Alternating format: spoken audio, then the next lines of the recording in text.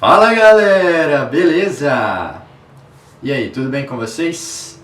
Hoje é o nosso segundo vídeo sobre gases, certo? Química. E hoje, relembrando, iremos trabalhar sobre pressões parciais, volumes parciais, densidade, massa molar aparente e difusão e efusão dos gases.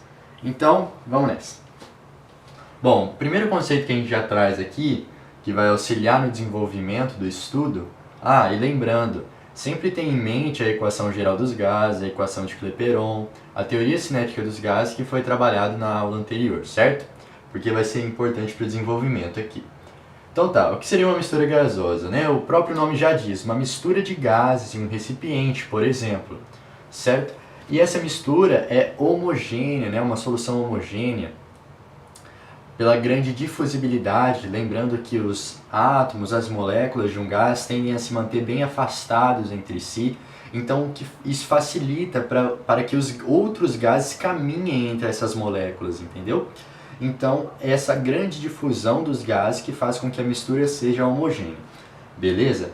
Então aqui a gente traz 3 recipientes com gases distintos, gases quaisquer, e temos um volume 1, uma temperatura 1, uma pressão P1, um volume 2, temperatura 2, pressão P2, volume 3, temperatura 3, volume P3, pressão P3. E eu determinei que seria 1 mol de cada um desses gases aqui.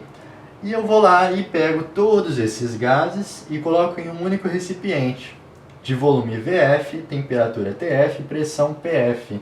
3 mols, certo? Porque eu peguei 1 mol daqui, 1 mol daqui, 1 mol daqui, juntei todos 3 mols de uma mistura gasosa, certo? Aí, para começarmos a trabalhar, vamos começar admitindo que o volume 1 é igual ao volume 2, que é igual ao 3, que é igual ao volume final. E a temperatura 1, a temperatura 2, a temperatura 3 e a temperatura F são todas iguais. Só para a gente começar a observar o que acontece, né? A relação do número de mols com a pressão, por exemplo, se a gente mantiver os volumes e as temperaturas todas constantes. Mas só para deixar claro, não necessariamente vai acontecer assim. É só para a gente começar a entender intuitivamente como é que funciona, tá? Então beleza, se a gente tem esses volumes aqui todos iguais, e também esse volume é igual a esse, por exemplo, igual a esse, temperatura também todas iguais.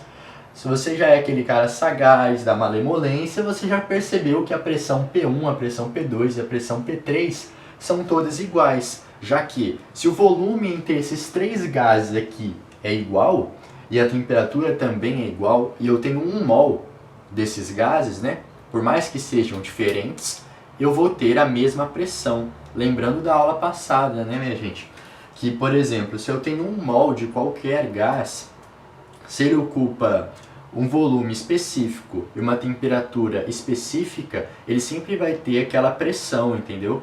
Independente do tipo de gás que seja, ok? Aí, mas não tem moléculas maiores, não pode dar uma pressão maior, moléculas menores. Não, lembrando sempre da teoria cinética dos gases, certo? Isso vale para as outras coisas, né? Se eu mantiver a pressão constante, a temperatura constante, e eu tiver 1 mol de gás, quaisquer gases, certo? Eu sempre vou ter a mesma quantidade de volume, né, que entra naquela questão lá do, por exemplo, quando eu estou trabalhando na CMTP, né, que o mol ocupa 22,4 litros quando medido nas condições normais de temperatura e pressão.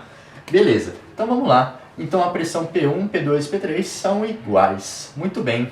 E aqui eu misturei os gases e eu tenho 3 mols. Aí você já começa a pensar, então beleza, o volume, a temperatura mantém constante.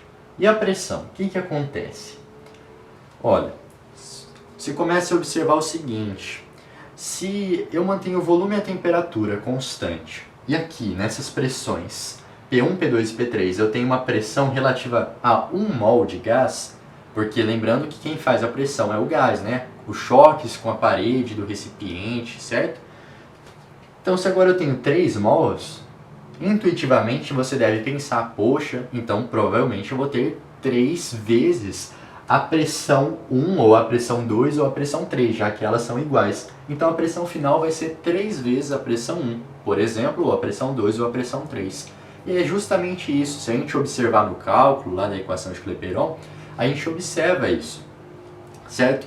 Então a gente vai tentar esclarecendo isso aqui para a gente começar a nortear o nosso estudo, por exemplo, começar a perceber as pressões parciais, os volumes parciais, enfim. Bom, ok, admitindo isso, beleza. Lembrando que aqui poderia ser uma quantidade de mol diferente, tudo mais, eu só que deixar um mol para a gente também observar que a pressão é igual entre eles e depois ela triplica pelo fato de ter 3 mols no recipiente e eu manter o mesmo volume e a mesma temperatura, certo? Ok. Beleza, agora a gente chega aqui, né? A equação matemática que vai demonstrar, por exemplo, essa mistura gasosa. Eu tenho o número de mols do gás 1, número de mols do gás 3, número de mols do gás... Perdão, número de mols do gás 1, número de mols do gás 2, número de mols do gás 3 e assim por diante. E eu misturo todos em uma mistura aqui num recipiente e tal, e eu vou ter que... Tudo isso é igual à somatória do número de mols, certo? Beleza, aí eu começo a analisar o cálculo, né? Se eu pensar isso na equação de Clapeyron, eu vou ter que o seguinte, que a pressão final vezes o volume final vai ser igual à somatória do número de mols, né? Observando, tendo como exemplo isso aqui, né? Vezes o R vezes o T. E analisando o número de mols 1, a gente tem que a pressão 1 vezes o volume 1 é igual ao número de mols 1, já que eu estou trabalhando com gás 1 nesse caso, vezes o R vezes a temperatura T1. Só para deixar claro, a gente ainda não está falando de pressão parcial aqui. É a pressão que esse gás 1 tinha isoladamente no sistema dele aqui, né? Antes de ir para a mistura. Eu estou analisando isso, tá? Então, se a gente continuar fazendo isso com os outros gases, a gente vai ter uma semelhança muito grande com isso aqui. A única diferença é que vai estar relacionado com o próprio gás, né? No caso do N2, seria pressão do gás 2, quando ele está aqui, né? Vezes o volume do gás 2, igual ao número de mols do gás 2, vezes R, vezes a temperatura do gás 2.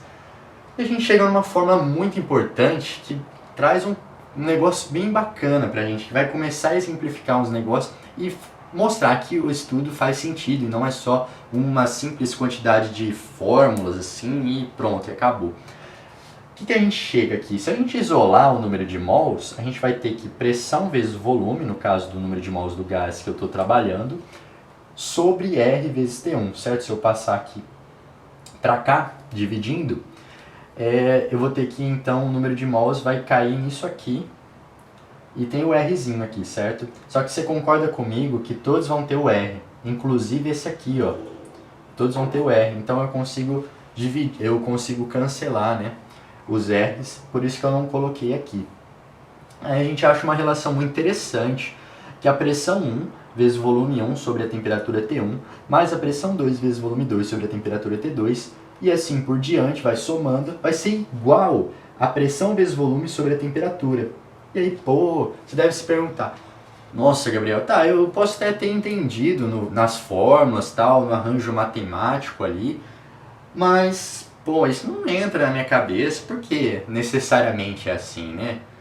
Não consigo visualizar. Então, lembra da aula passada que a gente trabalhou bem esse conceito aqui de pressão vezes volume sobre temperatura é igual sempre a uma constante. Lembra? O R, 0,082, quando medido em ATM, litro, certo? Mas lembre-se, pressão vezes volume sobre temperatura sempre dá uma constante, chamada de R, mas uma constante para 1 mol de gás. Então, se eu estou trabalhando com pressão, volume e temperatura de um gás que tem 2 mols, a relação de pressão vezes volume sobre temperatura vai dar uma constante para 2 mols de gás, certo? Então, quaisquer 2 mols de gás vai sempre cair naquela constante quando eu pegar a pressão desse gás, o volume desse gás, multiplicar e dividir pela temperatura. Então é uma coisa muito interessante. Poxa, então beleza, isso aqui vai dar uma constante, isso aqui vai dar uma constante, isso aqui vai dar uma constante, isso aqui vai dar uma constante. E olha que interessante, isso aqui vai dar uma constante relativa ao número de mols que o gás 1 tem. Aqui vai dar uma constante relativa ao número de mols que o gás 2 tem. Aqui vai dar uma constante relativa ao número de mols que o gás 3 tem. E aqui vai dar uma constante relativa à quantidade total de mols da mistura final, que consequentemente, né, como a gente já viu, é a somatória do número de mols desses gases aqui. Então, pô, a gente chega à conclusão que está certo, porque, por exemplo, vamos jogar alguns valores para a gente perceber. Se a gente tiver aqui, ó, usando esse exemplo aqui de cima, a gente tem 1 mol aqui para esse gás 1, 1 mol para esse gás 2 e 1 mol para esse gás 3. Então você concorda comigo que a constante disso aqui vai ser igual a essa, que vai ser igual a essa, porque todas estão relacionadas a 1 mol de gás. São gases diferentes, mas isso não importa, né? Então vai dar uma constante, que por acaso é o R, né? Porque é 1 mol de gás. E aqui eu estou trabalhando com pressão vezes volume sobre temperatura para 3 mols de gás, porque é da mistura final. Então vai estar 3 vezes a constante. E se eu somar isso aqui, eu tenho 3 vezes a constante, porque eu estou somando 3 vezes o valor igual. Então eu comprovo essa igualdade. E você pode testar com valores até meio quebrados, né? Se você falar que, por exemplo, isso aqui é para 0,2 mol de gases, isso aqui é uma constante para 3 mols, a constante para 7. Aí no final, claro que teria que ser uma constante para somatória do número de mols completo, né? É muito interessante você pensar isso. Pensa em casa, assim, com números quebrados, como é que funciona e tal. É muito interessante. Beleza. Relação maravilhosa essa. E agora a gente vai começar a pensar sobre pressões parciais, volumes parciais. Tá, primeiramente, qual seria o conceito? Pressão parcial. O que seria pressão parcial? É a pressão que um gás 1, vou chamar de gás 1, certo?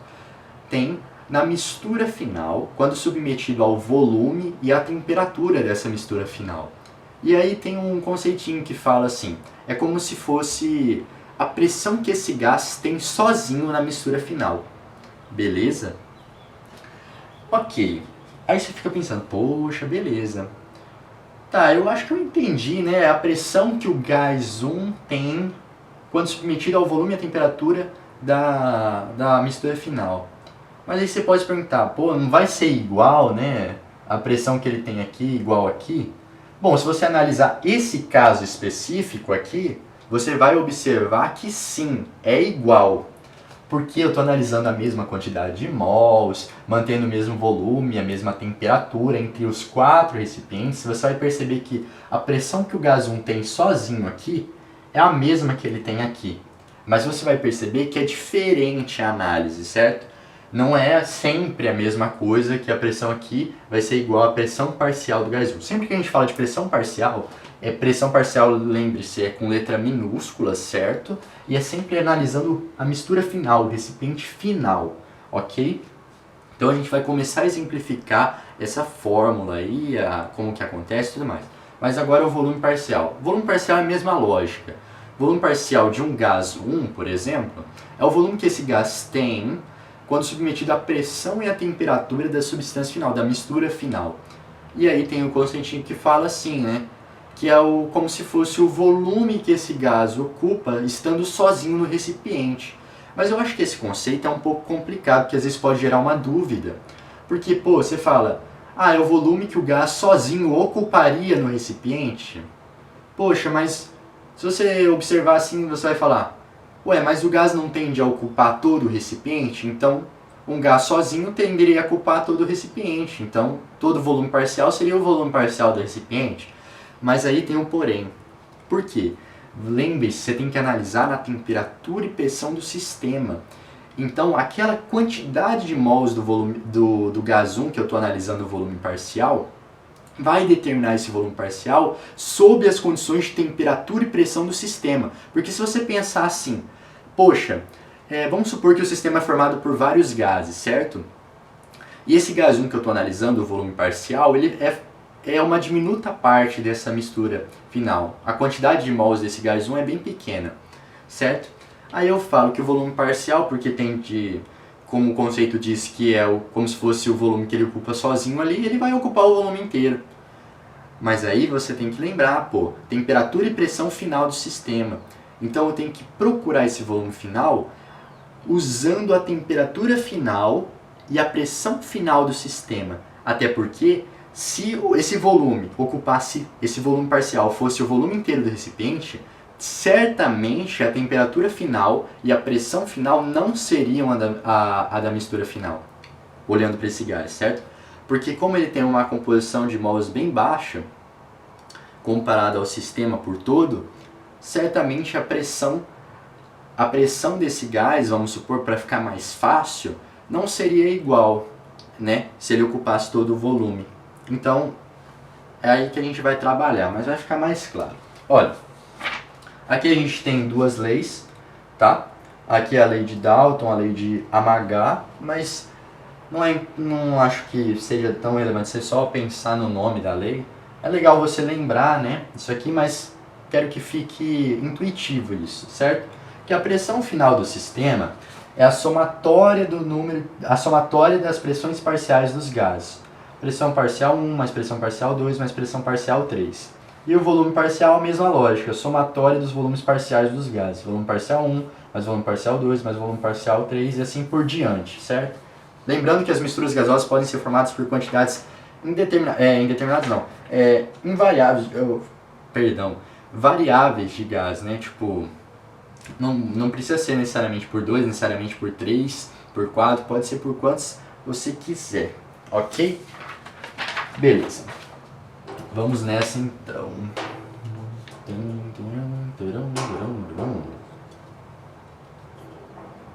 Ó, minha gente, o que eu trouxe aqui pra vocês? O conceitinho de pressão parcial. Vou até subir um pouquinho para ficar um pouquinho melhor, para a gente conseguir visualizar um negócio aqui, tá?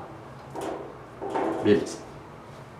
A gente tem então aqui, jogando na equação de Clapeyron, que a pressão parcial do gás 1 vezes o volume final, né, da mistura, igual ao número de mols do gás 1 vezes o R vezes o T. Aí você se pergunta, pô, qual que é a diferença disso aqui para isso aqui, né? Putz, devia ter subido mais, peraí. Pronto. Para isso aqui, né, gente? O que é a diferença disso aqui para isso aqui? Isso aqui eu estou analisando o gás no recipiente dele, sozinho, antes dele estar na mistura. E a pressão parcial eu estou analisando na mistura, certo, minha gente? Então, beleza. Ok. Aqui a gente tem a equação. E aqui analisando a equação para a substância final, né, com a somatória do número de mols. Então eu tenho que a pressão final vezes o volume final é igual a somatória do número de mols vezes o R vezes a temperatura final. Certo? Vamos agora fazer um esqueminha matemático aqui, né? Se a gente isolar o R e o T, no caso, e o volume também, né? Se a gente passar o RT volume para cá, o RT sobre volume, a gente vai ter que a pressão parcial do gás 1 sobre o número de mols do gás 1 vai ser igual à pressão total sobre a somatória do número de mols. Que é exatamente isso aqui, né? Se eu trocar isso aqui de lugar, vai ficar exatamente o que eu falei. Então a gente percebe que uma relação de proporcionalidade aqui, né? Que a pressão parcial do gás 1 vai ser maior se eu aumentar o número de mols e vai ser menor se eu diminuir o número de mols. Está intrinsecamente relacionado, certo? Essa relação aqui vai ser bastante importante. Beleza? E agora, se a gente observar a mesma lógica aqui para o volume parcial, certo? Se a gente isolar aqui os componentes da equação que são iguais entre essas duas, a gente vai observar que o volume parcial do gás 1 sobre o volume total é igual ao número de mols do gás 1 sobre a somatória do número de mols. Então, também tem essa relação de proporcionalidade. Quanto maior o número de mols de um gás, maior o seu volume parcial, certo? Então a gente começa a perceber a importância da quantidade de mols num sistema para determinar a pressão parcial, o volume parcial e assim por diante, ok? Voltando aqui, pessoal, trazer só mais um conceito aqui, que na verdade ele já é um pouquinho até trabalhado, mas só para ficar mais claro, que é o de fração molar. O que é a fração molar, né? É quando eu pego o número de mols de um gás, né, que está na mistura ali, na mistura gasosa, e eu relaciono ele a uma razão com a somatória do número de mols. É como se fosse uma relação de eu quero saber quantos por cento aquele gás, né, aquela quantidade de mols constitui a quantidade de mols final, certo? Então é como se fosse na matemática mesmo, uma relação de porcentagem mesmo. Por exemplo, aqui, né, se eu somo todas essas frações molares, no final eu tenho, logicamente, 1, né? Até porque se eu manter o denominador comum entre esses e somar o numerador, eu vou obter a somatória do número de mols, né? Que vai dar igual a 1. E aí a gente chega nessa relação primordial que, se for para decorar alguma coisa a respeito disso que a gente está falando, Decore isso aqui. Mas eu espero que fique claro e que você consiga intuir como isso acontece, para não ficar só decorando e tacando na prova, que fique mais fácil de você perceber algumas coisas, certo? Então a gente tem aqui que o número de mols 1 sobre a somatória de número de mols da mistura final vai ser igual à pressão parcial do gás 1 sobre a pressão total, que vai ser igual ao volume parcial do gás 1 sobre o volume total. Que é mais ou menos o que a gente achou aqui, minha gente. Como aqui a gente tem dois valores iguais, a gente consegue igualar essas duas também. Ok?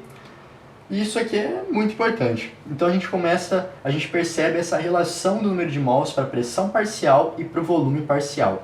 E se você começar a desenvolver, se você pensar, por exemplo, nessa equação aqui da pressão parcial dos gases, você vai conseguir chegar, por exemplo, nessa lei de Dalton, que é a lei, né, que a pressão final é a somatória das pressões parciais, e também do volume final igual à somatória dos volumes parciais, a lei de Amagat, certo?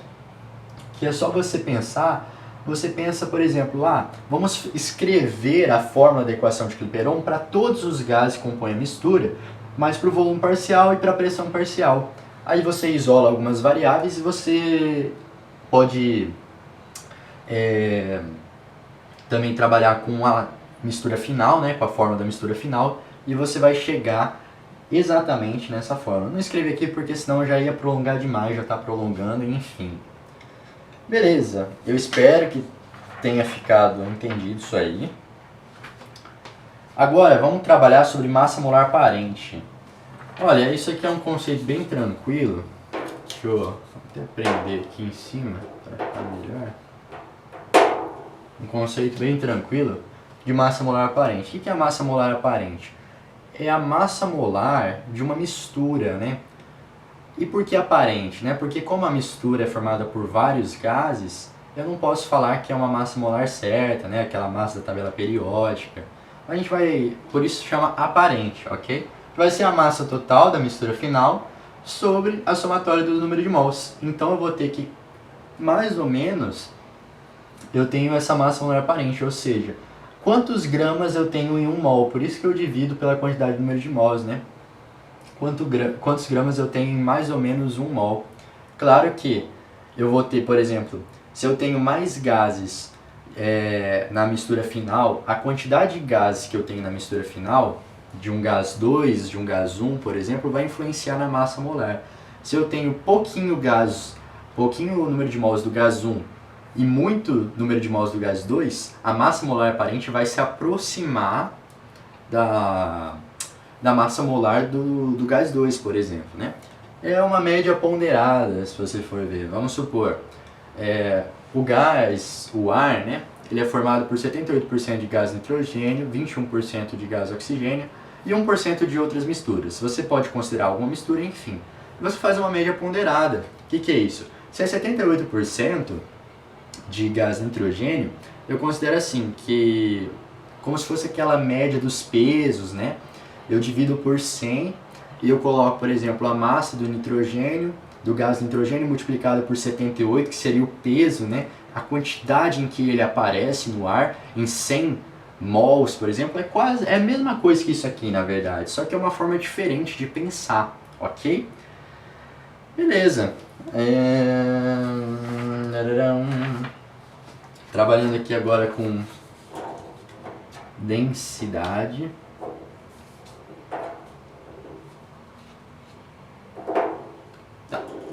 Densidade é um conceito clássico, eu acho, para muitos. Densidade é igual a massa sobre volume, né? Densidade ou massa específica. E aqui a gente tem um jeito diferente de poder analisar. Só para pensar o seguinte, o que é densidade? Densidade é massa sobre volume. Então, na densidade eu vou achar o quanto de massa, mais ou menos, eu tenho em unidade de volume em litro, por exemplo, né? E beleza. Agora você pode pensar assim, sempre que eu estou analisando com gases, né, a densidade dos gases, se eu estou comparando as densidades, sempre eu tenho que trabalhar nas mesmas condições, certo? De pressão, mesmas condições de temperatura. Por quê? Conforme eu mudo a temperatura, a densidade de um gás tende a mudar. Por exemplo, se eu comparo a densidade do ar a uma temperatura X e a densidade do ar a uma temperatura mais elevada, que é essa x, a densidade vai mudar. Até porque se uma maior temperatura, o afastamento das moléculas é maior, lembrando, né? A energia cinética molecular aumenta, né? A agitação térmica. Então, consequentemente, a densidade vai diminuir, ok? Então vamos nessa. Tanto é que a gente tem o ar quente, o ar frio, né? Que a gente fala, a questão das correntes de convecção, né? O ar quente sobe, então a densidade é variável conforme a pressão e a temperatura. E a densidade sempre vai ser a massa que aquela substância tem e sobre o volume que ela ocupa, né? Então fica mais fácil a gente trabalhar com densidade quando a gente pensa em volume molar. Porque a gente sabe que, por exemplo, naquela condição de pressão e naquela condição de temperatura, eu tenho que 1 mol de qualquer gás sempre vai ocupar a mesma quantidade de volume, né? No caso da CNTP, 22,4 litros, 1 mol, né? Então fica mais fácil, porque se eu tenho que o volume molar é 22,4 litros, esse 22,4 litros, quem ocupa é 1 mol de qualquer gás, certo? Então, esse 1 mol, qual que é a massa desse 1 mol? A massa molar, certo? Porque quando eu falo de 1 mol, massa molar, né? Gramas por mol. Então, se eu tenho 1 mol, é a massa molar. Beleza? Massa molar da tabela. Então, eu acho mais facilmente a densidade aqui. Aqui só um método de mostrar a densidade dentro da equação de Clapeyron. A gente pega o número de mols, transforma em massa da substância sobre a massa molar. A gente faz alguns rearranjos, né? E aí a gente chega na forma da densidade pela equação de Clapeyron. E aqui, ó, esse símbolozinho aqui é o delta minúsculo no alfabeto grego. É importante, é legal saber, assim, né? O alfabeto grego que é usado bastante na química, na física, na matemática, algumas letras para determinadas coisas. Vou até colocar aqui para vocês darem uma olhada, né? E vai ser igual, então, o que é isso aqui? A densidade relativa do gás 1 pelo gás 2. Eu estou comparando densidades para eu saber se essa aqui é maior, quantas vezes, menor, quantas vezes. A densidade 2, por exemplo, aqui. Densidade 1 sobre a densidade 2. Eu quero saber a relação, né? O quanto ela cabe dentro da densidade 2. Se ela é maior, se ela é menor. Entendeu? Uma relação até que assemelha muito a questão da porcentagem. Se ela, por exemplo, 1,5 vezes maior, 0,2%, né? 0,2, perdão. 20%, né? Então aqui a gente a densidade relativa, né, que é isso aqui, não tem unidade, é adimensional, né? Sem dimensão, porque se eu estou comparando duas coisas iguais, as unidades medidas vão cortar, enfim, mas... E a gente viu que se a gente tem uma densidade 1, a gente pode expressar dessa maneira aqui, né? Que é a massa molar sobre o volume molar, e a densidade 2 também, mesma coisa. Então a gente vai ter que a massa molar do gás 1, que eu estou tratando aqui, sobre a massa molar do gás 2, porque os dois são divididos pelo volume molar. Então se eu tenho uma coisa e eu estou dividindo por outra, e essa coisa de cima está sendo dividida por um cara, ou seja, ela está ficando menor, e eu vou dividir ela por um cara que também está ficando menor, eu consigo cortar. Porque pense comigo, se eu torno menor o numerador, ele vai ficar, no caso aqui, o volume molar vai tornar o numerador volume molar vezes menor, entendeu? A quantidade de volume molar vai tornar o numerador ele vezes menor. E o denominador, se eu torno ele menor, o meu resultado aumenta, entendeu? Então, enquanto um diminui, o outro aumenta. Porque quando eu diminuo o denominador, a minha resposta aumenta, né? O meu resultado. E se eu diminuo o numerador, minha resposta diminui. Só que como eu estou dividindo o numerador e o denominador pelo mesmo número, que seria, no caso, o volume molar, naquelas condições de pressão e temperatura, então eu corto ele fora. E a gente chega nessa relação aqui. E é isso aí.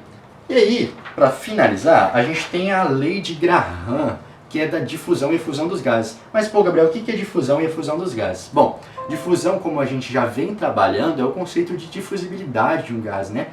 Essa tendência do gás de querer caminhar através do outro, de penetrar, assim, né, através do outro, consegue nadar através do outro. Então, por exemplo, vamos supor, se eu tenho duas temos duas cápsulas, dois recipientes, dois frascos interligados por uma válvula, por exemplo, com um gás colorido e um gás qualquer, um gás que não tem cor, né, incolor. E eu abro essa válvula, eles vão se misturar.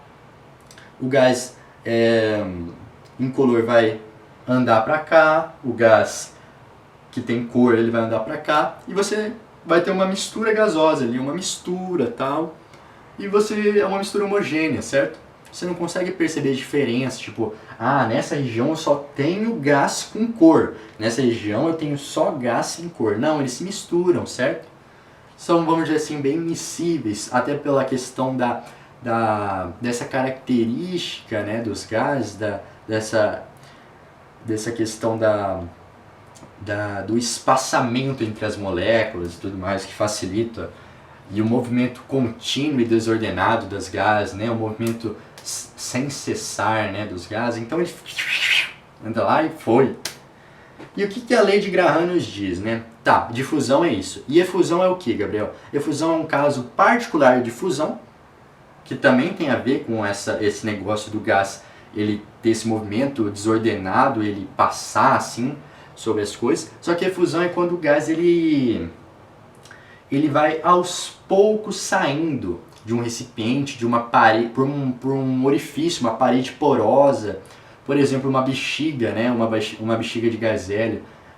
A gente tem uma bexiga bem cheia e após um dia, 2 ou até no mesmo dia, ela murcha, né? Ela fica vazia, quase, né? Vazia não, mas ela perde bem a capacidade, por exemplo, de flutuar, né? Isso seria o fenômeno da efusão. E a lei de Graham traz a seguinte coisa.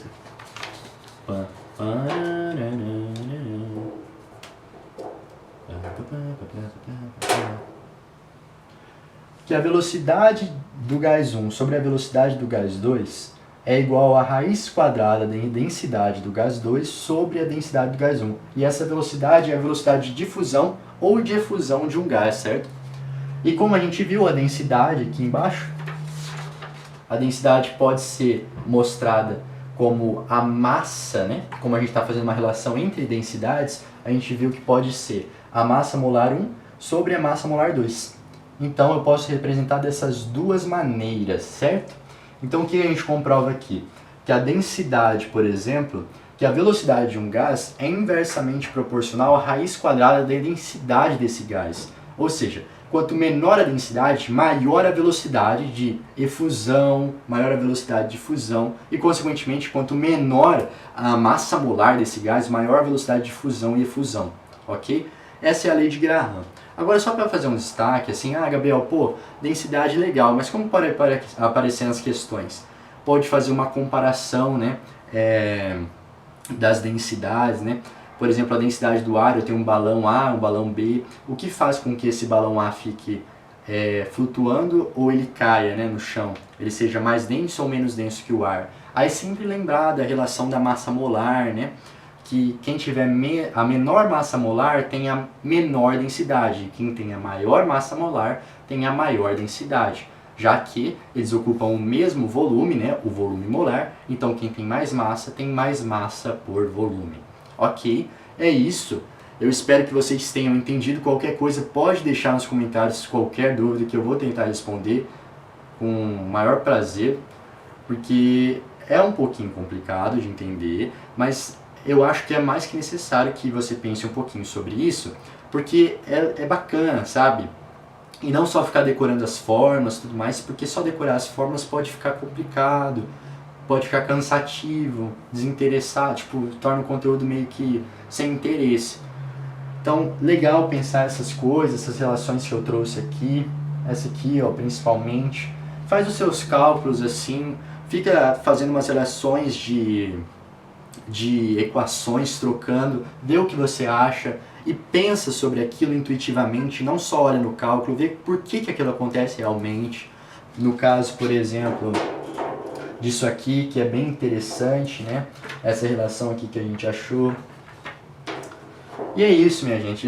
Se vocês quiserem, eu fico mais que agradecido deixar conteúdo, sugestões, críticas nos comentários para a gente ir evoluindo o canal, trazendo conteúdos melhores, explicações melhores, conteúdos que vocês desejam, né? Que vocês precisam, que vocês gostam, talvez, que vocês queiram saber mais. A gente vai sempre estar aí para ver o que vocês querem, o que vocês estão achando. Certo? Muito obrigado e até a próxima. Falou!